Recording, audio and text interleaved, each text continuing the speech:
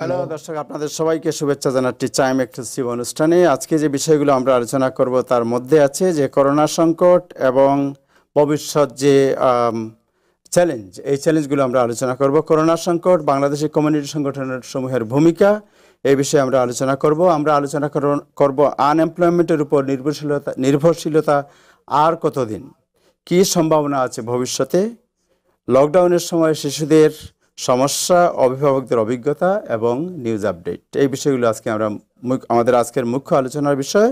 আজকে যারা অতিথি হিসেবে আমাদের সাথে আছেন তার মধ্যে আছেন শেহলা ইফতেখার, যিনি কমিউনিটি অ্যাক্টিভিস্ট এবং আরও বিভিন্ন তৎপরতার সাথে ইনভলভ।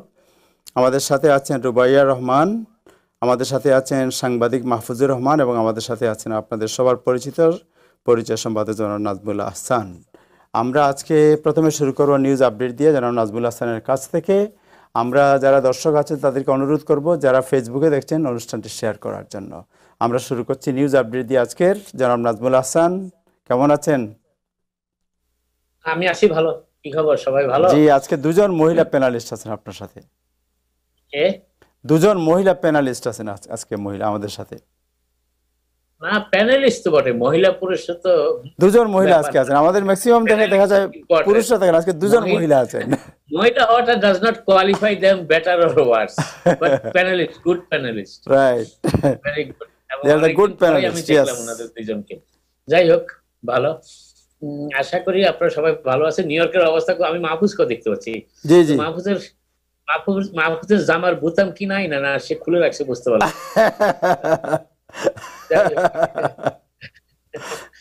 এটা বোতাম ছিঁড়ে গেলে সেফটি পিন পাওয়া যায় সস্তায়। অসুবিধা নাই, নো প্রবলেম।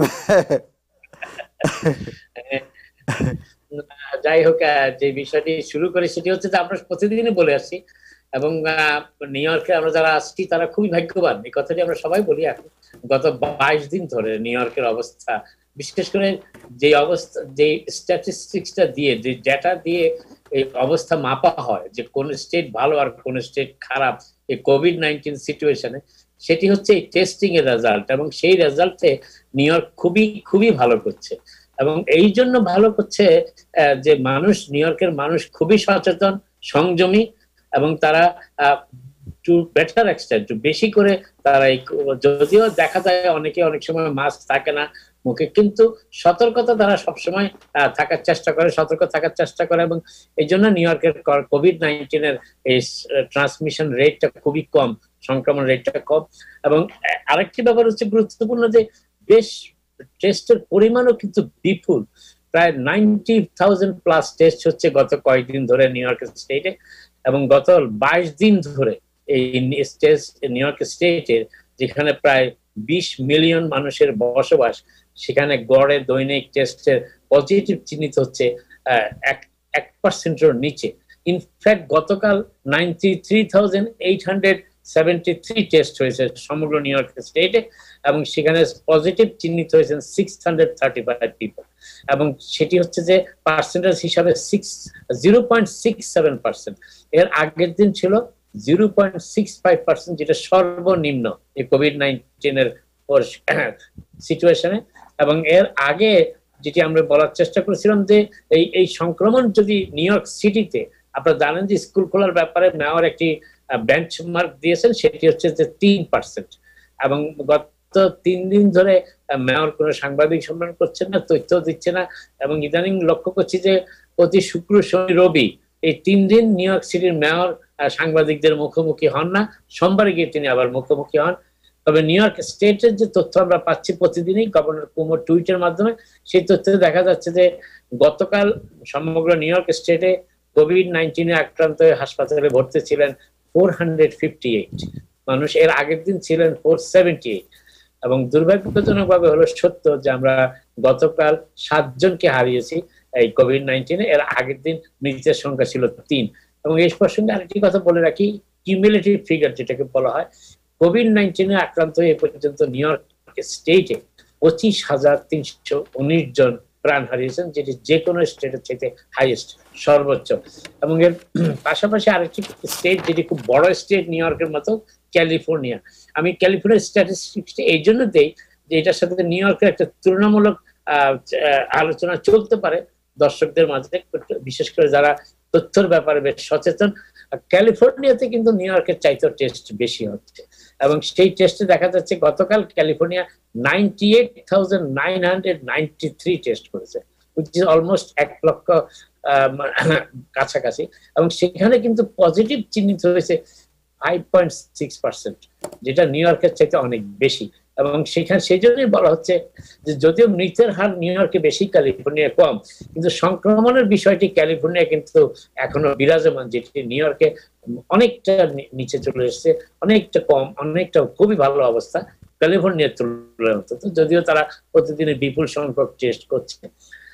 আর একটি ব্যাপার হচ্ছে নিউ ইয়র্কের গভর্নরের কথা সবসময় আমরা বলি যে উনি বেশ শক্ত হাতে এই কোভিড-19 এর পরিস্থিতির মোকাবেলার চেষ্টা করছেন, এবং বিশেষ করে রেস্টুরেন্টের ব্যাপারে তিনি বেশ কঠোর অবস্থান নিয়েছেন, বিশেষ করে বারগুলোর ব্যাপারে, যেখানে ড্রিঙ্কস সাপ্লাই করা হয়, ড্রিঙ্কস দেওয়া হয়, পরিবেশন করা হয়, এবং সেক্ষেত্রে তিনি এত কঠোর যে এই পর্যন্ত গত কয়েক সপ্তাহে 137টি সাসপেনশন করা হয়েছে লাইসেন্স, এবং এর সবগুলোই কিন্তু নিউ ইয়র্ক সিটিতে 137টি লাইসেন্স। এবং দুর্ভাগ্যজনক হলো সত্য যে ম্যানহাটনের চাইতে কুইন্সের সাসপেনশনের সংখ্যা কিন্তু বেশি, এবং এতে এবং শুধু সাসপেনশন করা হয়েছে 137টি বার এবং রেস্টুরেন্টকে, এবং 708 জনকে ভায়োলেশনের জন্য টিকিট দেওয়া হয়েছে।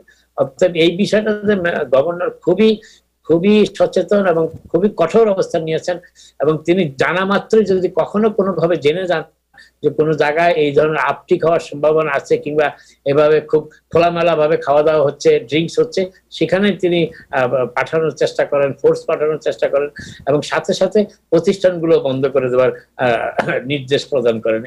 এই ক্ষেত্রে তিনি খুব কঠোর মনোভাব গ্রহণ করেছেন। আরেকটা ব্যাপার হচ্ছে যে আপনারা জানেন বেশ নিউ ইয়র্ক সিটিতে রেস্টুরেন্টগুলোতে ইন্টারনাল ডাইটিং, সিটির ব্যাপারে ইন্টারনাল ডাইনিং অ্যালাউ করা হচ্ছে না, অর্থাৎ রেস্টুরেন্টের ভিতরে বসে কেউ খেতে পারে না। কিন্তু এই ব্যাপারে রেস্টুরেন্টের মালিকরা মোটামুটি ক্ষুব্ধ, এবং তারা বলে আছেন যে এতে আউটডোর ডাইনিং এর ব্যবসা যে পরিমাণ তারা পাচ্ছেন সেটা তাদের জন্য যথেষ্ট নয়, তারা ইন্টারনাল ডাইনিং চান। এবং গভর্নর অফিস থেকে গত কয়েকদিন ধরে বলা হচ্ছে যে তারা সমস্ত তথ্য উপাত্ত এবং বিশেষ করে ডেটা মিলিয়ে দেখার চেষ্টা করছেন এটা খোলা যায় কিনা। তবে এখনো পর্যন্ত, গতকাল পর্যন্ত গভর্নর অফিস থেকে কবে নাগাদ খোলা হবে এই ব্যাপারে কিছুই বলা হচ্ছে না, এবং যতটুকু ধারণা পাওয়া যাচ্ছে যে গভর্নর ব্যক্তিগতভাবে এখনো স্যাটিসফাইড না যে নিউ ইয়র্ক সিটিতে ইন্টারনাল ডাইনিং অ্যালাউ করলে তারা সেটা সীমানার ভিতরে রাখতে পারবেন কোভিড-19 এর ট্রান্সমিশন, সেই ব্যাপারে তিনি এখনো সন্দিহান।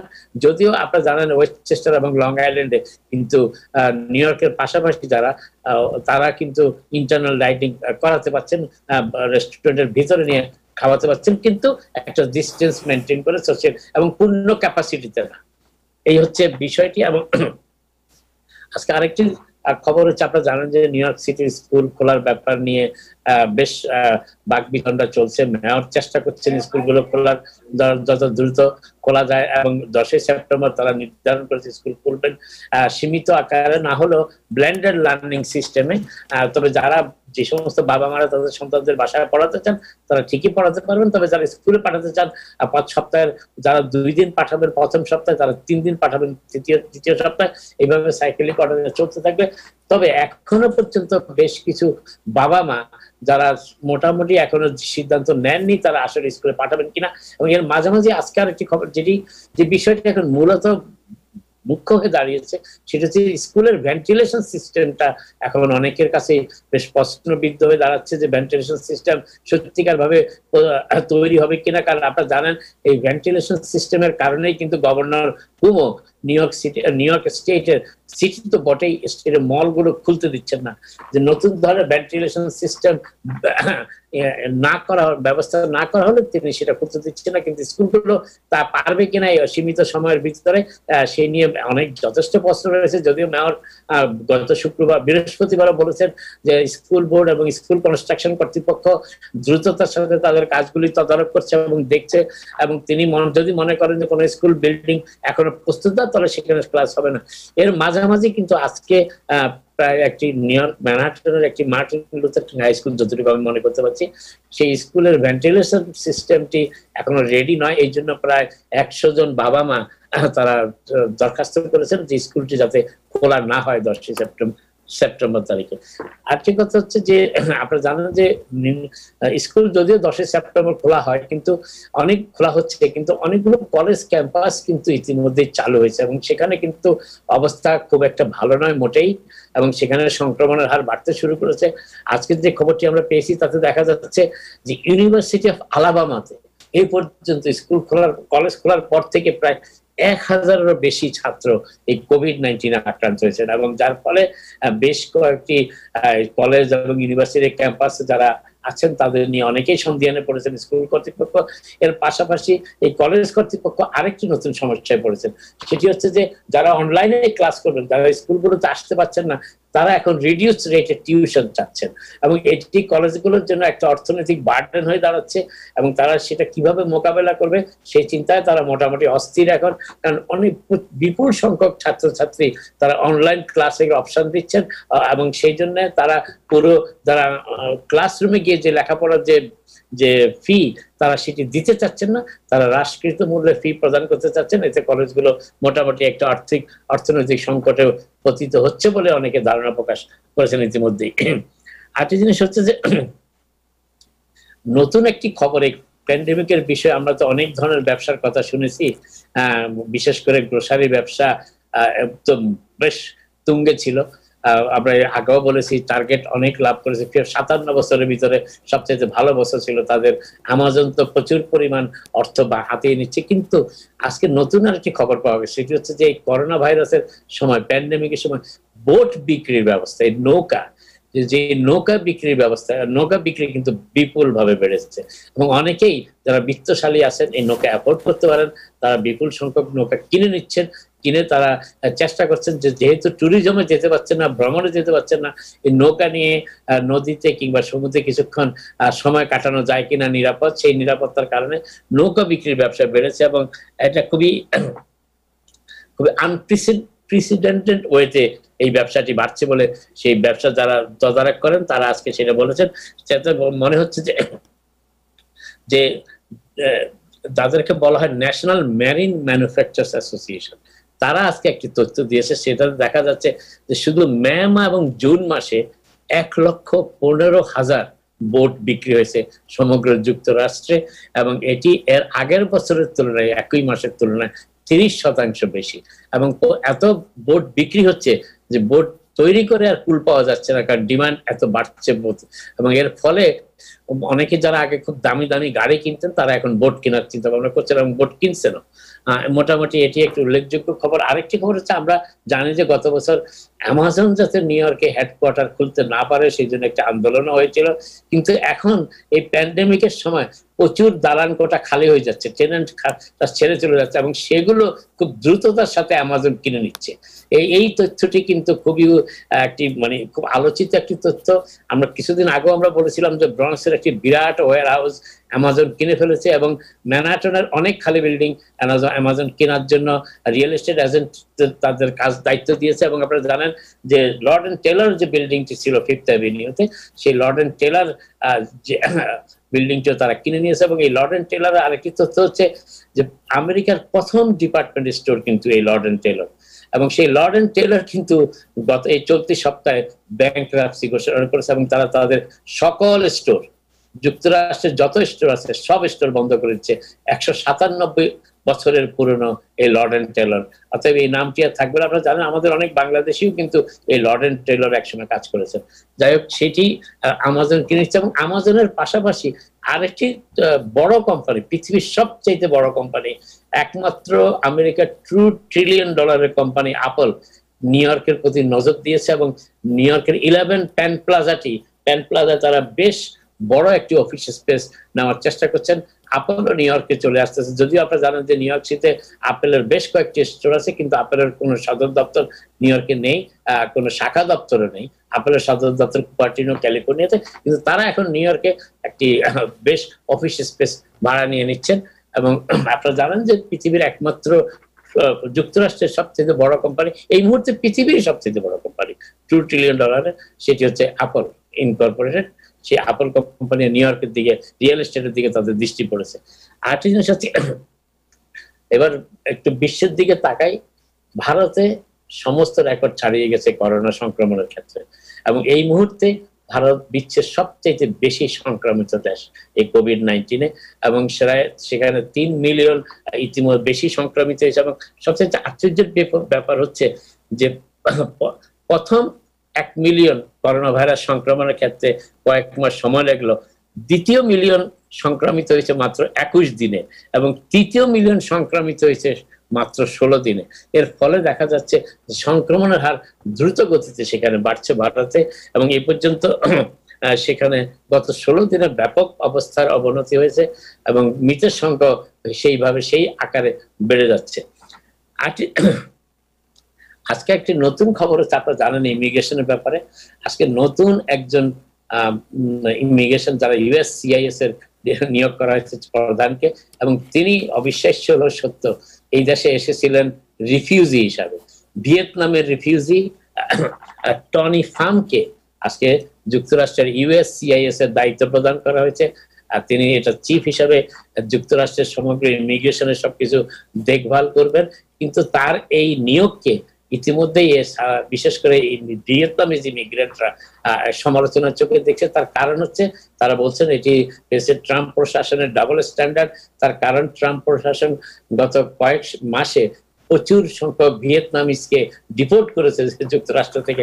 সেখানে একজন ভিয়েতনামীকে এই USCIS প্রদান করাটা একটি তাদের কাছে মনে হচ্ছে খুবই হিপোক্রেটিক এবং এই জন্য তারা এটা সমালোচনা করেছেন। এবং টনি ফ্যাম 1975 সালে বাবা মার সাথে রিফিউজি হিসাবে সাইগন থেকে যুক্তরাষ্ট্রে এসেছিলেন এবং তিনি বর্তমান দায়িত্ব পাওয়ার আগে তিনি এটা লিগ্যাল ডিপার্টমেন্টের USCIS এর লিগ্যাল ডিপার্টমেন্টের প্রধান ছিলেন।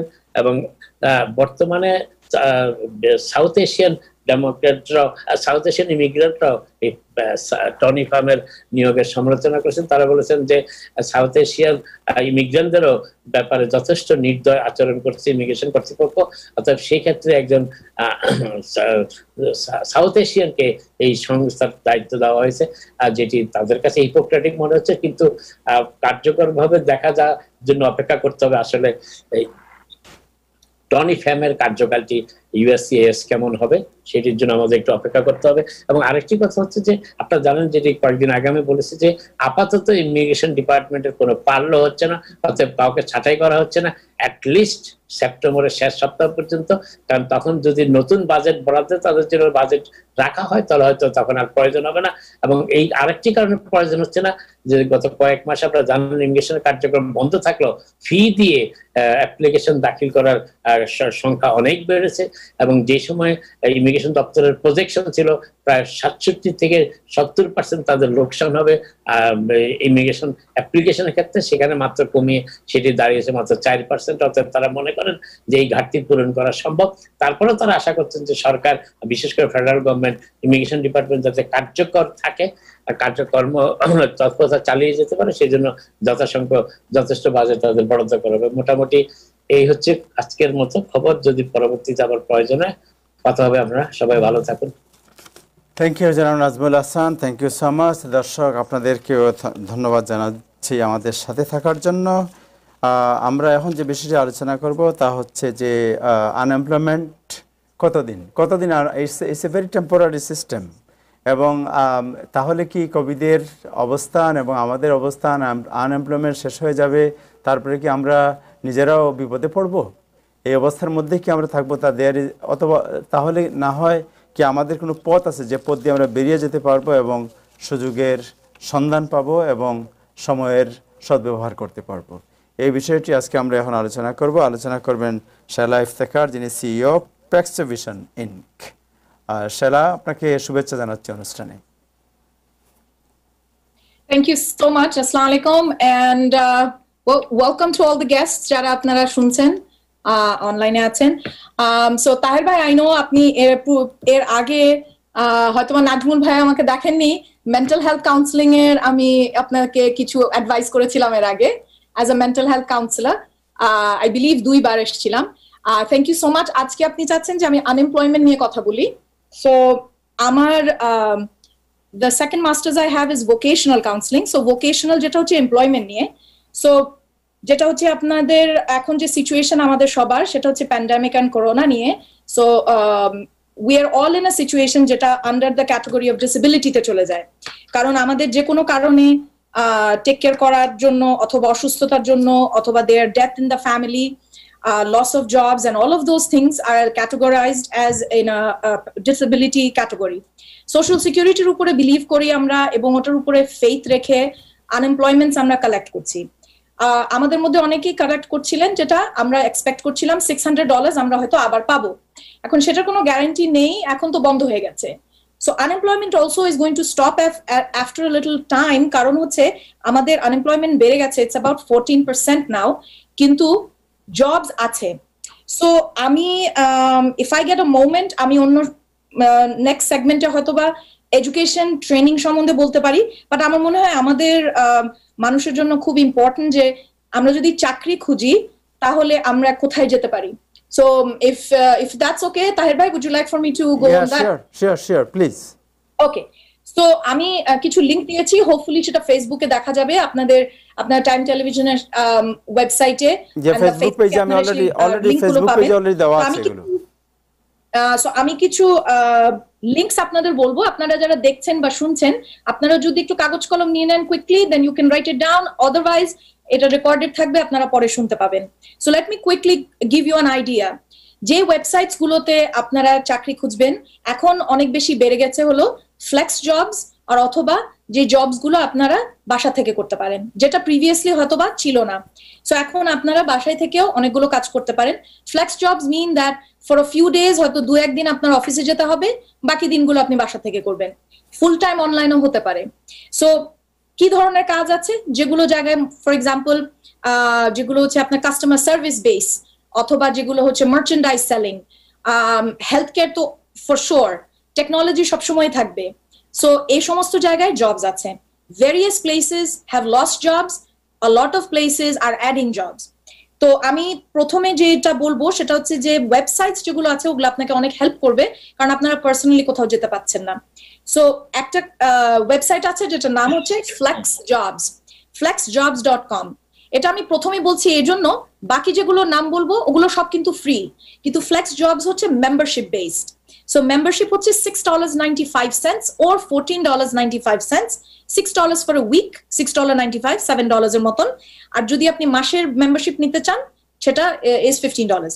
সো এটার সুবিধা হচ্ছে যে আপনার যে রেজুমে আপনার হয়তো বা আপডেটেড না, বা সিভি বলে অনেকে, সো সেগুলো হয়তো আপডেটেড না, আমার কি কি ট্রেনিং আছে, বা আপনি কি স্কিল বেসড আছে, আপনার পড়াশোনা কি আছে, এক্সপিরিয়েন্স কি আছে, সো ওগুলো সব ওরা একসাথে করে আপনার রেজুমে বিল্ড করে দিচ্ছে। So flex job is a very good thing, but এটা মেম্বারশিপ বেসড। আরেকটা হচ্ছে Remotive. Remotive is free, so Remotive REMOTIVE, that's also very good one. আরেকটা হচ্ছে freeup.com। Let me tell you about freeup.com। freeup.com কিন্তু free, এগুলোতে আপনার the candidates গুলোকে কিন্তু ইন্টারভিউ করে তারা, উইচ মিনস যে আপনি অ্যাকচুয়াল চাকরির ইন্টারভিউর আগে আপনার একটা ইনফর্মাল ইন্টারভিউ করবে, আপনার রেজুমে প্রিপেয়ার করবে, পোর্টফোলিও রেডি করছে। সো এখানে বাসা থেকে যদি ফুল টাইম করেন, anywhere from the minimum ways to $75 an hour পর্যন্ত তারা জবস আপনাকে প্রোভাইড করতে পারে। So this is called freeup.com. It's extremely difficult, আমি বলবো না extremely, but it's pretty difficult to get in, কারণ তারা ইন্টারভিউ প্রসেসের থ্রুতে আপনাকে অ্যালাউ করছে, কিন্তু কোনো ফি নেই, ফ্রি। নাম্বার 4 হচ্ছে boldly.com। এটাতে আপনার W2 থ্রুতে জব হয়, আপনাকে 20 আওয়ার মিনিমাম কাজ করতে হবে, 20 আওয়ার পার উইক, আর আপনার জবের এক্সপিরিয়েন্স থাকতে হবে 7 years এর experience. remote.com is also free।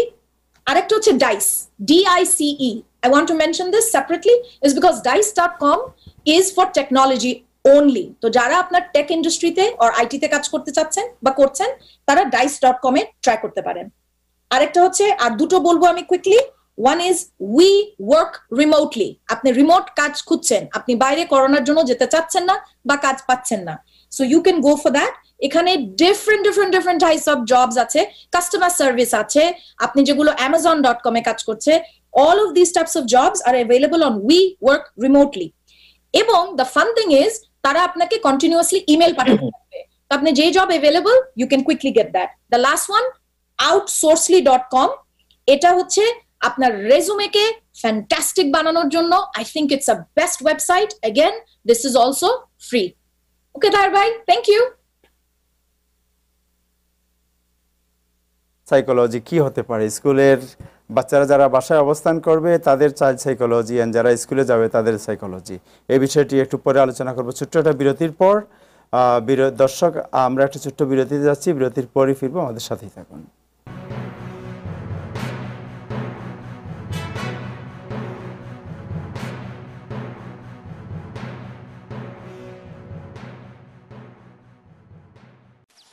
জীবনের সব অনুভূতি যায় না ভোলা তুমি আশা শেষ আজও হৃদয় জুড়ে করে খেলা এই প্রবাসে ব্যস্ত জীবনে টাটকা স্বাদে অটুট বন্ধন লক্ষ প্রাণে বাংলাদেশের টাটকা মাছ সবজি স্ন্যাক্স সেরা স্বাদে সেরা মানে নির্ভেজাল বাংলার স্বাদ শাহজালাল দেশে টাকা পাঠানো জরুরি ব্যাংক বন্ধ আর নয় অপেক্ষা 24 ঘন্টা মানি ট্রান্সফার সেবা নিয়ে এলো সেন্ডওয়েভ আকর্ষণীয় এক্সচেঞ্জ রেটে কোনো ফি ছাড়াই ঘরে বসে যে কোনো সময় নিরাপদে আমেরিকা ইউকে ও ইউরোপ থেকে টাকা পাঠান বাংলাদেশে সেন্ডওয়েভ মুহূর্তে পৌঁছে দেবে আপনার প্রিয়জনের বিকাশ অ্যাকাউন্টে ডাউনলোড করুন সেন্ডওয়েভ অ্যাপ আর লগ অন করে প্রিয়জনের কাছে নির্ঝঞ্ঝাট টাকা পাঠান যখন প্রয়োজন তখন Sendwave send money with love Over the past 25 years, Khan's renowned specialized high school program has helped nearly 3,000 students gain acceptance to New York City's top high schools, such as Stuyvesant, Bronx Science, and Brooklyn Tech. Our team of education experts creates original KT diagnostic exams and constantly updates our curriculum so our students gain acceptance to the best high schools in New York City. Parents can trust Khan's. Call today for 2 free classes.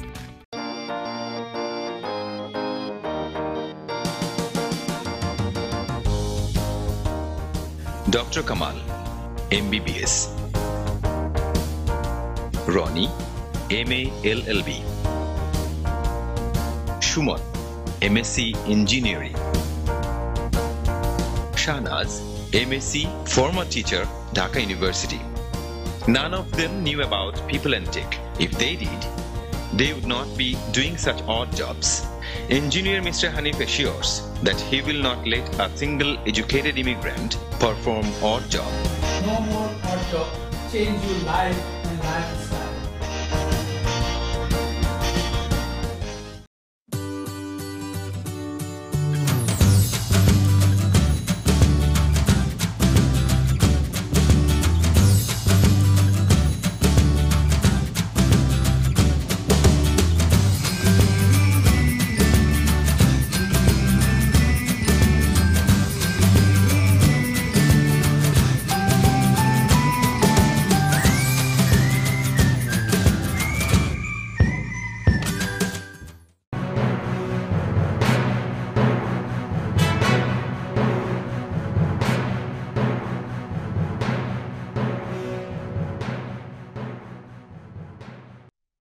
Hello দর্শক আপনাদের সবাইকে আবারও শুভেচ্ছা জানাচ্ছি time exclusive অনুষ্ঠানে আমাদের সাথে আছেন জনাব নাজমুল হাসান সালা ইফতেখার রুবাইয়া রহমান এবং যে সাংবাদিক মাহফুজুর রহমান আমরা এখন যাব রুবাইয়া রহমান আপনার কাছে আমরা জানি আমাদের প্রত্যেকের ঘরে ঘরেই শিশু সন্তানরা আছে এবং যে লকডাউনের সময় আমরা অতিক্রম করেছি যে সময়টি আমরা অতিবাহিত করেছি সে সময় শিশুদের মানসিক কি সমস্যা হয়েছিল এবং অভিভাবক হিসেবে আমাদের কি অভিজ্ঞতা এই বিষয়ে আপনার সাথে আমরা কথা বলতে চাই আমি জানি আপনি একটি সেমিনারের আয়োজন করছেন এই বিষয়ে আপনার এক্সপিরিয়েন্স প্রথমে জানতে চাই দেন আমরা জানতে চাইব আপনার সেমিনার কি বিষয়ে আপনি কি করবেন এই সেমিনারে আপনার সাউন্ড আনমিউট করতে হবে প্লিজ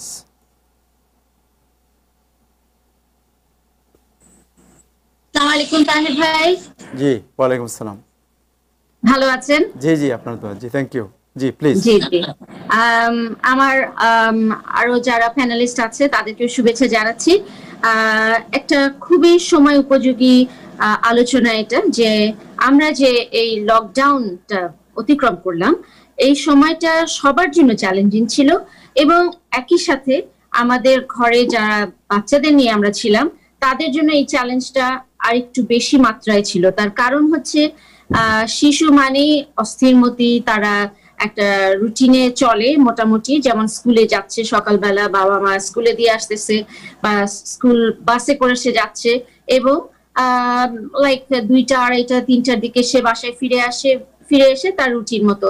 তো সাধারণত এই যে সময়টুকু সে স্কুলে থাকে, এই সময়টুকুতে কিন্তু বাবা মার বাচ্চাদেরকে নিয়ে কোনো চিন্তা করার প্রয়োজন পড়ে না। তার কারণ হচ্ছে এই সময় সে স্কুলে থাকে, স্কুলের টিচাররা তাদেরকে দেখাশোনা করেন এবং এভাবেই তার সময়টা কেটে যায়। সে শিখছে, সে তার পিয়ারদের সাথে ইন্টারাকশন করছে, টিচারদের সাথে ইন্টারাকশন করছে, তার লাইফটা ওইভাবে চলতে থাকে।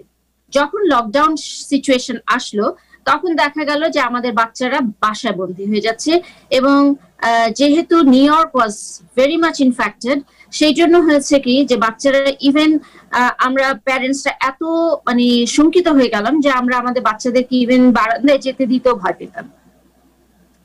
এটা হচ্ছে একটা রিয়ালিটি, একটা panic situation for new York, all over the world, কিন্তু নিউ ইয়র্কের সিচুয়েশনটা ডেফিনেটলি খারাপ ছিল, এবং তখন আমরা এইভাবেই বাচ্চাদেরকে আটকে রেখেছি। যাদের ঘরে স্পেশাল নিড বাচ্চা ছিল তাদের সিচুয়েশনটা আরো মারাত্মক রূপ নিয়েছে, কারণ আপনি আপনার স্পেশাল নিড চাইল্ডকে বুঝাতে পারছেন না যে হোয়াট ইজ লকডাউন, কেন তার বাইরে যাওয়া সম্ভব না, হোয়াট ইজ লকডাউন, কেন মাস্ক পরতে হবে, কেন স্যানিটাইজার ইউজ করতে হবে, কেন সে বাইরে যেতে পারবে না, কেন সে পার্কে যেতে পারবে না, কেন সে ম্যাকডোনাল্ডস যেতে পারবে না, এগুলি কিন্তু আমরা তাদেরকে বুঝাতে পারতেছিলাম না। সো বাবা মা হিসেবে আমাদের প্রতিনিয়ত তাদেরকে এঙ্গেজ রাখার একটা চেষ্টা করতে হয়েছে, যেটা was like so hard at that time. প্রতিটা প্যারেন্টই, আমার আশার যে 200 মেম্বার আছেন তারা প্রতিনিয়ত আমাকে ফোন করছিলেন যে এখন কি করব। একটা জিনিস হচ্ছে যে থেরাপিস্ট সব বন্ধ হয়ে গিয়েছে, কোনো থেরাপিস্ট আসতে পারছে না বা বাচ্চারা থেরাপিস্টদের কাছে যেতে পারছে না। তারপরে হচ্ছে যে যেসব সোশ্যাল ইন্টারাকশন বিভিন্ন প্রোগ্রামে বাচ্চারা যেত সেই প্রোগ্রামগুলি বন্ধ হয়ে গেছে। সুতরাং বাচ্চারা ওয়াজ ফিলিং, বিশেষ করে স্পেশাল নিড বাচ্চারা ভেরি স্ট্রাকচার্ড, ওরা একটা স্ট্রাকচারের মধ্যে চলতে চায়, যে নিয়মে তারা চলে সেই নিয়মেই তাদের চলতে ইচ্ছা করে। কিন্তু যেহেতু এটা লকডাউন সেহেতু তারা ওইসব সুবিধা থেকে বঞ্চিত হচ্ছিল, এবং তার ফলে তাদের অ্যাগ্রেসিভনেস বেড়ে গেছে। তারা ভাঙচুর করছে, ঘুমাচ্ছে না, দিনে ঘুমাচ্ছে, রাতে জেগে থাকছে, এই ধরনের বিভিন্ন ধরনের সমস্যা আমরা ফেস করেছি।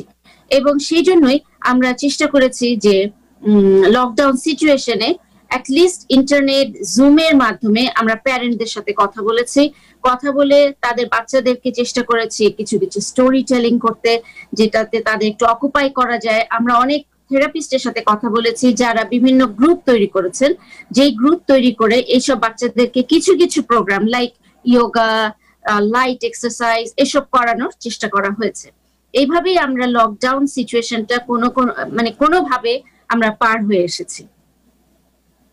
এটা হচ্ছে লকডাউন কালীন চ্যালেঞ্জেস। তারপরে আসলে যখন লকডাউনটা তুলে দেওয়া হলো তখন বাচ্চারা কিন্তু স্কুলে যেতে পারছে না, কিন্তু কিছু কিছু বাবা মা কাজে যাওয়া শুরু করেছেন, এবং তখন দেখা যাচ্ছে এই বাচ্চাকে আমরা কোথায় রাখবো, তার কোনো প্রোগ্রামও নেই এবং তাকে দেখার জন্য কোনো মানুষ নেই। সুতরাং এই যে সিচুয়েশন গুলি চলছে এগুলি খুবই চ্যালেঞ্জিং, এবং এটা অনগোয়িং চ্যালেঞ্জ, এমন না যে চ্যালেঞ্জটা শেষ হয়ে গিয়েছে, এটা কিন্তু চলছে। বাচ্চারা এখনো বাসায় আছে, বাবা মা কিছু কিছু এখনো বাসায় আছে, কিছু কিছু কাজে যাচ্ছে। সো আমাদের ভবিষ্যৎ পরিকল্পনা কি, এটাই এখন সবচেয়ে বড় দুশ্চিন্তার ব্যাপার। সো তাহের ভাই, আপনার সাথে আমি যখন আলাপ করছিলাম যে আমাদের ভবিষ্যৎ পরিকল্পনা নিয়ে আমরা নিউ ইয়র্ক স্টেটের সাথে কথা বলছিলাম। নিউ ইয়র্ক স্টেটের একটা বড় অর্গানাইজেশন হচ্ছে ডিডিপিসি, ডেভেলপমেন্টাল ডিসেবিলিটি প্ল্যানিং কাউন্সিল। তারা আমাদের এই কমিউনিটির কি কি চ্যালেঞ্জ ফেস করেছে সেই চ্যালেঞ্জগুলি সম্পর্কে জানতে চাচ্ছে, এবং যেহেতু জানতে চাচ্ছে সেহেতু আমরা 31 অগস্ট দুপুর 12টা থেকে 2টা পর্যন্ত একটা meeting, like online meeting open করব। যেই অনলাইন মিটিং এ আমরা বিভিন্ন প্যারেন্টসকে আহ্বান জানাচ্ছি, তারা ইচ্ছা করলে অংশগ্রহণ করতে পারে। আমার ফোন নাম্বার আছে তাহের ভাইয়ের কাছে, ফোনে আমার সাথে যোগাযোগ করলে আমরা তাদেরকে লিংক পাঠিয়ে দিব, এবং তখন তাদেরকে তাদের চ্যালেঞ্জগুলি আমরা জানতে চাইবো, এবং সেই অনুযায়ী ডিডিপিসি একটা পলিসি মেকিং করবে, যে পলিসি অনুযায়ী বিভিন্ন ফিউচার লগুলি তৈরি হবে। Thank you so much Rubaiya Rahman, আপনাকে thank you so much. Great initiative, আমরা ওয়াচ করব এবং আমরা ফলো করব যে আপনারা কিভাবে এই কাজটি করছেন এবং আমাদের কমিউনিটি কিভাবে বেনিফিটেড হতে পারে। দর্শক, আমরা যাচ্ছি সাংবাদিক মাহফুজুর রহমান ওনার কাছে, যে আপনারা জানেন যে করোনাকালীন সময়ে আমাদের কমিউনিটি অনেকগুলো সংগঠন বিভিন্ন ভূমিকা পালন করেছে, এবং কমিউনিটি সংগঠনগুলো করোনাকালীন যে সংকট এবং এই সংকটে বাংলাদেশি কমিউনিটি সংগঠন সমূহের যে ভূমিকা ছিল, কালকে আমাদের মেজবা আবদিন এসেছিলেন, তিনি তার সংগঠনের কথা বলেছেন। সাংবাদিক মাহফুজুর রহমান তিনি ক্লোজলি ওয়াচ করেছেন বিভিন্ন সংগঠনের তৎপরতা, তিনি তার যে পর্যবেক্ষণ, এই পর্যবেক্ষণের উপর বেস করে আজকে কথা বলবেন। জনাব মাহফুজুর রহমান, আপনার সাউন্ড আনমিউট করতে হবে প্লিজ, সাউন্ড আনমিউট করতে হবে মাহফুজুর রহমান। হ্যাঁ, ধন্যবাদ তাহের, ধন্যবাদ টাইম টিভির দর্শক শ্রোতা। আসলে আমরা এখন যে অবস্থায় রয়েছি নিউ ইয়র্কে, বিশেষ করে আমি নিউ ইয়র্ক শহর নিয়ে বলবো। নিউ ইয়র্ক শহরে আমাদের বাংলাদেশিদের কিন্তু একটি বিশাল একটা আমরা মৃত্যুর কূপ থেকে বেরিয়ে এসেছি। প্রায় 300 বাংলাদেশি মারা গেছেন এই কোভিড-19 নিউ ইয়র্কে। সেই বিভীষিকাময় স্থিতিটাকে আমরা ভুলে যেতে বসেছি বলেই মনে হচ্ছে, কারণ বাংলাদেশিদের যে বিচরণ দেখছি আমরা এই এখন যে নিউ ইয়র্কের যে অবস্থানে ফোর্থ স্টেজে আসলেও কিন্তু নিউ ইয়র্ক কিন্তু এখনো পুরো স্বাভাবিক নয়। নিউ ইয়র্কের গভর্নর এবং নিউ ইয়র্কের মেয়র এ ব্যাপারে খুব সচেতন, কিন্তু আমরা বাংলাদেশিদের জীবনযাপন দেখছি এমন ভাবে তারা জীবনযাপন করছেন যেন তারা কোভিড পূর্ব সময়ের মধ্যে অবস্থান করছেন। এবং আমাদের বাংলাদেশি কমিউনিটিতে যে বিভিন্ন সংগঠনগুলো রয়েছে তারা কিন্তু এই ব্যাপারে কোনো সচেতনতামূলক কোনো কার্যক্রম করছে না। বাংলাদেশ সোসাইটি যেখানে কোভিডের সময় কবরের ব্যবস্থা করে এবং মানুষকে আর্থিক সহায়তা দিয়ে প্রশংসার দাবিদার হয়েছিলেন, সেটি আমরা সবাই সবসময় মনে রাখবো। কিন্তু আমরা দেখেছি যে অনেকেই ব্যক্তিগতভাবে সত্যিকার অর্থেই মানুষের পাশে এসে দাঁড়িয়েছিলেন, অনেককে নাম কামানোর জন্য এসেছিলেন। এবং এখন দেখছি আমরা যে এখন এই মুহূর্তে এমন কিছু করলে নাম কামানো যাবে না বলেই অনেক ব্যক্তি কিন্তু আর কোভিডের ব্যাপারে মানুষকে সচেতন করছেন না। আর বাংলাদেশ সোসাইটি হঠাৎ নিষ্ক্রিয় হয়ে যাওয়াটাও আমার কাছে অবাক লাগছে, কেননা কোভিড পরবর্তী এই সময় বাংলাদেশ সোসাইটির আরো দায়িত্ব পালন করা উচিত বাংলাদেশিদের মধ্যে সচেতনতা তৈরির জন্য। কারণ আমরা দেখছি যে বাংলাদেশিরা এখন যেভাবে র্যান্ডম হাউস পার্টি করছে এবং বিভিন্ন ব্যবসা বাণিজ্যিক এলাকায় Jackson height, Jamaica, Astoria, bronze এবং ব্রুকলিনে যেভাবে তারা জীবনযাপন করছেন সেটি কিন্তু ভয়ানক। কারণ এখনো কিন্তু আমরা কোভিড-19 থেকে মুক্ত হইনি এবং আমাদেরকে যেটি সবচেয়ে সমস্যা হচ্ছে যে শীতকাল আসছে, এবং এই শীতকালে পুরো আমেরিকাতে যেটা ঠান্ডা জনিত বা নিউমোনিয়ার কারণে প্রতি বছর কিন্তু আমরা 40,000 মানুষ মারা যায় গড়ে আমেরিকাতে। এবং এবার ধারণা করা হচ্ছে যে এটি আরো বেশি প্রকোপ বাড়বে, কারণ একই সময় কোভিড-19 এবং নিউমোনিয়া জনিত অনেকগুলো রোগ থাকবে। এবং সে কারণে আমাদেরকে বাংলাদেশিদেরকে অনেক সচেতন হতে হবে, কারণ অন্যান্য সময় যদি বলা হয় যে আমেরিকাতে 40 থেকে 60% মানুষ নিউমোনিয়া বা ঠান্ডাজনিত বিভিন্ন রোগের ভ্যাকসিন নিয়ে থাকেন, কিন্তু এই বছর এই ভ্যাকসিনের পরিমাণ অনেক বেশি লাগবে, যেটি আমরা শুধু কোভিড-19 ভ্যাকসিন নিয়ে চিন্তা করছি, কিন্তু আমাদের মধ্যে এই ধরনের সচেতনতা নেই যে এই যে নিউমোনিয়া সহ অন্যান্য ঠান্ডাজনিত কারণে যে এই বছর আরো বেশি মানুষ আক্রান্ত হবেন।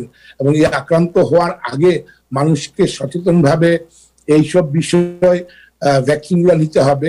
যখন সময় আসবে কোভিড-19 ভ্যাকসিন তখন হবে, কিন্তু তার আগে যে প্রচন্ড একটি ভীতি কাজ করছে যে আগামী শীতে মানুষের কি অবস্থা হবে, এবং এটি নিয়ে কিন্তু আমাদের কমিউনিটিতে কোনো সচেতনতা দেখছি না। আমরা দেখছি না চিকিৎসক সংগঠন বা সামাজিক সংগঠন মানুষকে সচেতন করছে। আর একই সাথে যেভাবে র্যান্ডম হাউস পার্টিগুলো হচ্ছে, সামাজিক স্বাস্থ্যবিধি না মেনে 50 জন 60 জন কোথাও 100 জনের মতো মানুষ জমায়েত হচ্ছে, এবং তারা মাস্ক ছাড়া বিভিন্ন আয়োজনে অংশ নিচ্ছেন। এগুলো কিন্তু একসময় আমাদের জন্য কাল হয়ে দাঁড়াতে পারে, কারণ এখন করোনার যে পরিস্থিতি, এটাকে চিকিৎসকরা বলছেন যে 60 থেকে 80% করোনা আক্রান্তদের মধ্যে কোনো উপসর্গ দেখা যায় না বা থাকছে না। এই উপসর্গবিহীন যারা করোনা রোগবাহী হবেন, জীবাণুবাহী হবেন, তারা কিন্তু সেটি নিজেদের অজান্তেই অন্যকে ছড়িয়ে দিয়ে আসবেন। একই সাথে শিশুদের মধ্যেও কিন্তু শিশুরা এখন সবচেয়ে বড় বাহক হয়ে দাঁড়িয়েছে করোনা বিস্তারের। সেই ক্ষেত্রে আমরা শিশুদেরকেও বিভিন্ন পার্টিতে অংশ নিতে দেখছি এবং শিশুদের নিয়েও কিন্তু ছোটখাটো থেকে আরম্ভ করে বড়সড় বার্থডে পার্টি, অন্যান্য পার্টি হচ্ছে। সেক্ষেত্রে কিন্তু আগামীতে এটি কিন্তু আমাদের জন্য একটি অ্যালার্মিং অবস্থা হবে, কারণ সচেতনতাই একমাত্র করোনা থেকে দূরে থাকার বা মুক্ত থাকার উপায়। কিন্তু আমরা সেটি দেখছি না। আমরা দেখছি যে বিভিন্ন বাণিজ্যিক এলাকায় বাংলাদেশিদের গ্যাদারিং যেভাবে হচ্ছে সেটি করোনা পূর্বকালীন সময়ের মতোই হচ্ছে এবং তাদের অনেকেই মাস্ক পরছেন না বা মাস্ক থাকলে সেটি সঠিকভাবে ব্যবহার করছেন না। এসব বিষয়গুলো কিন্তু খুবই গুরুত্বপূর্ণ এবং আমরা যদি অবহেলা করি পরে কিন্তু এর জন্য মূল্য দিতে হবে। যেমন আমরা মূল্য দিয়েছি লকডাউনের আগে 22 তারিখের আগ পর্যন্ত মার্চের আমাদের যে জীবনযাপন ছিল এবং সর্বশেষ আমরা সভা সমিতির মাধ্যমে যেভাবে এটিকে বিস্তার ঘটানো হয়েছিল সেটির খেসারত আমরা দিয়েছি এবং আমরা যাতে আরেকবার এর জন্য মূল্য দিতে না হয় সেজন্য আমাদের কমিউনিটির বিভিন্ন সংগঠন থেকে আরম্ভ করে সামাজিক এবং পেশাজীবী সংগঠন সবার এগিয়ে আসা উচিত মানুষকে সচেতন করার জন্য। এবং ব্যবসা প্রতিষ্ঠানগুলোতেও কিন্তু পূর্ণাঙ্গভাবে বা পুরোপুরি স্বাস্থ্যবিধি মেনে তারা ব্যবসা করছেন না। এটি কিন্তু একটি গুরুত্বপূর্ণ বিষয়। যদিও এটি সিটি কর্তৃপক্ষের দেখার কথা, কিন্তু তারপরেও আমার মনে হয় যে ব্যবসা প্রতিষ্ঠানের মালিকরা সততার সাথে স্বাস্থ্যবিধি মেনে তাদের ব্যবসা করবেন এবং ক্রেতাদেরকে সেভাবেই তাদের প্রতিষ্ঠানে প্রবেশ করার এবং অবস্থান নেওয়ার বিষয়ে সতর্ক থাকবেন। কিন্তু সেটি আমরা খুব কম দেখি বাংলাদেশি কমিউনিটিতে। একই সাথে আমরা দেখছি যে বাংলাদেশি কমিউনিটিতে এই কোভিডের কারণে ব্যবসা বাণিজ্যেরও কিন্তু বেশ ক্ষতির সম্মুখীন হয়েছে বাংলাদেশি ব্যবসা প্রতিষ্ঠানগুলো। অনেক ব্যবসা প্রতিষ্ঠান বন্ধ হয়ে গেছে এবং আরো অনেক ব্যবসা প্রতিষ্ঠান তারা সংকুচিত হচ্ছে এবং অনেকেই ব্যবসা বন্ধ করার প্রক্রিয়ার মধ্যে রয়েছে এবং এইটির মাধ্যমে বাংলাদেশিদের মধ্যে একটি নীরব বেকারত্ব তৈরি হয়েছে। কারণ যেসব ব্যবসা প্রতিষ্ঠানে বাংলাদেশিরা কাজ করতো, এখানে প্রায় 10,000-এর মতো বাংলাদেশি বিভিন্ন ব্যবসা প্রতিষ্ঠান আছে নিউ ইয়র্কের 5টি বড়োতে। এইসব ব্যবসা প্রতিষ্ঠানের সিংহভাগই বন্ধ এবং যেসব ব্যবসা প্রতিষ্ঠান খোলা আছে রেস্টুরেন্ট বা গ্রোসারি ছাড়া বাকিগুলোতে সীমিত সংখ্যক কর্মী কাজ করছেন এবং বাংলাদেশিদের মধ্যে বেশিরভাগই কিন্তু দেখা যাচ্ছে যে তারা কাগজপত্রহীন এবং তারা কাজ করছেন, কাজ পাচ্ছেন না। এই ক্ষেত্রে যে বাংলাদেশিরা যে একটি নীরব আর্থিক মধ্যে আর্থিক ক্ষতির মধ্যে রয়েছেন বা সমস্যার মধ্যে রয়েছেন, এটিকে কিন্তু বের করে এনে সামাজিক সংগঠনগুলো এবং সবাই মিলে এটিকে সিটি কর্তৃপক্ষ অনেকভাবে মানুষকে, অবৈধ মানুষকে বা কাগজপত্রহীন মানুষকে সহায়তা দিচ্ছে। এই ক্ষেত্রে আমাদের বাংলাদেশি কমিউনিটির সংগঠনগুলো উচিত যে যাদের কাগজপত্র নাই তারা কিভাবে সিটির বিভিন্ন সাহায্য সহায়তা পেতে পারে সে ব্যাপারে একটা সহযোগিতা করা এবং তাদেরকে নিয়মিত তাদেরকে পরামর্শ দেওয়া। আমি আশা করবো টাইম টিভি আগামীতে যারা এই যে কর্মহীন বিভিন্ন বৈধ কাগজপত্রহীন মানুষ যারা চাকরি বাকরি হারিয়ে ঘরে বসে আছেন, যাদের অনেকেই প্যান্ডামিক পাননি বা প্যান্ডামিকের ভাতা বা অন্য কিছু পাচ্ছেন না, তাদের ব্যাপারে একটি অনুষ্ঠান আয়োজন করে তাদেরকে সহায়তা দেওয়ার ব্যাপারে টাইম টিভি উদ্যোগ নেবে। ধন্যবাদ। থ্যাংক ইউ জনাব মাহফুজুর রহমান, আপনাকে thank you so much. Shaila Iftekhar আপনার কাছে আবার যাচ্ছি। শায়লা, আপনি কি শুনতে পাচ্ছেন? আপনি জানেন যে আমরা এতক্ষণ কথা বললাম যে এই যে লকডাউন এন্ড করোনা সিচুয়েশন এখনো যেটা আমরা কন্টিনিউ যেটা হচ্ছে এবং এইটার যে ইফেক্ট, একটা হচ্ছে ফিনান্সিয়াল ইফেক্ট, একটা হচ্ছে আপনার সোশ্যাল ইফেক্ট, একটা হচ্ছে আপনার আপনি জানেন যে পার্সোনাল ইফেক্ট। আর সোশ্যাল ইফেক্টের কথা যদি আমরা আলোচনা করি, আপনি একজন মনস্তাত্ত্ব বিষয়ে আপনি অনেক কাজ করেন। এই যে করোনার যে সংকট আমরা পেরিয়ে যাচ্ছি বা যে সংকটের মধ্যে যাচ্ছি, এর ইফেক্ট আমাদের পারিবারিক জীবনের মধ্যে কি ধরনের ইফেক্ট সৃষ্টি করছে বলে আপনি মনে করেন? First of all let me see যে আমার মনে হয় না যে এমন কোনো ফ্যামিলি বা এমন কেউ আছেন যে আপনার এই করোনাতে ফাইন্যান্সিয়ালি স্ট্রাগল করছেন। আমার মনে হয় যে সবাই মিলে একটু কষ্ট করছেন। এবং অলসো যে আপনাদের পরিচিত কেউ মারা যায়নি। So since there is death and there is also financial issues, আপনার নিজের যদি এখনো এফেক্টেড না হয়ে থাকে, আপনি চিনেন অনেক মানুষকেই, যা মাহফুজ ভাই বলছিলেন যে কথাটা, যে যাদের চাকরি বাকরি হারিয়ে গেছে বা কোনো আশা নেই তাদের যে কি করবে তারা বুঝতে পারছে না। সো যখন আপনার নিজের সাথে হয়, অবশ্যই এটা একটা যুদ্ধে যাওয়ার মতন সিচুয়েশন। আপনি যখন আশেপাশে দেখেন তখন সেটাও আপনাকে এফেক্ট করে। So psychologically speaking or mental health সেন্সে এই দুটোই আপনাকে এফেক্ট করে। যে জিনিসটা আমি মনে করি যে encompasses all of those situation is that you don't feel lonely. আপনার এই একাকিত্ব, যে আমি এই যুদ্ধটা একা করছি না। সো আপনি যখনই একটা গ্রুপে বা একটা সিচুয়েশনে বা সামাজিক কোনো ধরনের যদি অর্গানাইজেশন থাকে, ইভেন এই যে টাইম টেলিভিশনে শুনছে, সেটা থেকেও তারা বুঝছে যে না, আমি শুধু একা না, এটা ছাড়া আরো আছে যাদের এই ডিফিকাল্টির মধ্যে দিয়ে তারা যাচ্ছে। এটা হচ্ছে প্রথমত আপনি যদি একটা মেন্টাল হেলথের অ্যাসপেক্টে বলেন। প্যান্ডামিক যখন হচ্ছে, এটা কিন্তু একটা মাস ডিপ্রেশন এবং অ্যাংজাইটির মধ্যে কিন্তু সবাই যাচ্ছে, এটা কিন্তু একা কেউ না। তো এর মধ্যে খুব বেশি ইম্পর্টেন্ট আমি বলবো as a counsellor that you need to stay busy থাকার সেন্সে হচ্ছে যে আপনি যদি মনে করেন যে আমি ভাবছিলাম আমি একটা কোর্স করব বা আমি আমার রেজুমেটা বিল্ড করব, এ ধরনের যদি কোনো আপনার প্ল্যান থেকে থাকে, এখন কিন্তু সুবর্ণ সুযোগ, কারণ হচ্ছে সবকিছু কিন্তু এখন ফ্রিতে দিচ্ছে। সো আপনার বাসায় যদি কোনো ইয়াং ছেলে পেলে থাকে, ছেলে মেয়ে স্টুডেন্টস যারা হয়তোবা পড়াশোনা শেষ করছিল, কলেজে এখন যেতে পারছে না ফর হোয়াট এভার রিজন, ওর চাকরি খুঁজবে, তারা কিন্তু এখন ফ্রিতে কোর্সেস করতে পারে। তো এই সমস্ত কিছুতে ব্যস্ত থাকা খুব জরুরি। জবের জন্য আমি তো প্রথম সেগমেন্টেই বললাম যেগুলো ওয়েবসাইটে গিয়ে আপনি চাকরি খুঁজতে পারেন। আপনার নিজের হেলথের জন্য আরেকটা জিনিস যেটা খুব দরকার, সেটা হচ্ছে রেগুলারিটি রাখা। রেগুলারিটি এই সেন্সে যে আমি রাত্রে 1-2 পর্যন্ত ঘুমাই না, বা আমি ডিনার খাচ্ছি হয়তো বা রাত্রে 12টার সময়। This are not healthy habits. Please get some fresh air, বাইরে একটু হাঁটাচলা করেন। ফিজিক্যালি যদি সাউন্ড না থাকেন তাহলে কিন্তু মেন্টালিও এফেক্ট করবে। সো এত বেশি খাওয়া দাওয়া করে ফেলেছি বাসায় বসে বসে যে এখন আমি 20-30 পাউন্ডস গেইন করে ফেললাম, that is not good, because বাসায় বসে বসে কোনো ধরনের অ্যাক্টিভিটি নেই। So you need to keep active physically and also mentally. If I have time, then I can quickly go through like 2 websites that I wanted to mention, যেটা আপনাকে education and employment A help করবে. Is that okay? Please, okay, yeah, sure, go ahead. So online courses এ দুটো জিনিস আছে। একটা ওয়েবসাইটের নাম হচ্ছে Coursera, যেটা স্পেল হচ্ছে COURSERA, Coursera। আরেকটা হচ্ছে edX, EDX। এই দুটো ওয়েবসাইট ফ্রি, কিন্তু সেটাতে যখন আপনি জয়েন করেন, আপনি যে কোনো ইউনিভার্সিটির যে কোনো কোর্স আপনি অডিট করতে পারেন। Audit means you join for free. আপনি বসে থাকবেন, আপনি অনলাইনে দেখবেন যে আমার এই ক্লাসে দিয়ে কোনো কাজ হবে কিনা। এন্ড ইউ ওয়ন্ট বিলিভ যে ইভেন MIT, হার্ভার্ড এগুলো অফার করছে। ফর এক্সাম্পল, আপনি যদি রিয়েল এস্টেট এজেন্সি থাকে বা আপনার কোনো ধরনের ব্যবসা বাণিজ্য থেকে থাকে, এখন হচ্ছে আপনার সময় যেটা আপনি ফ্রিতে হার্ভার্ড থেকে টেকনোলজি অ্যাডভান্স করার জন্য 6 উইকস এর কোর্স করতে পারেন, which is called business technical business, and সেই কোর্সগুলো কিন্তু সব ফ্রি।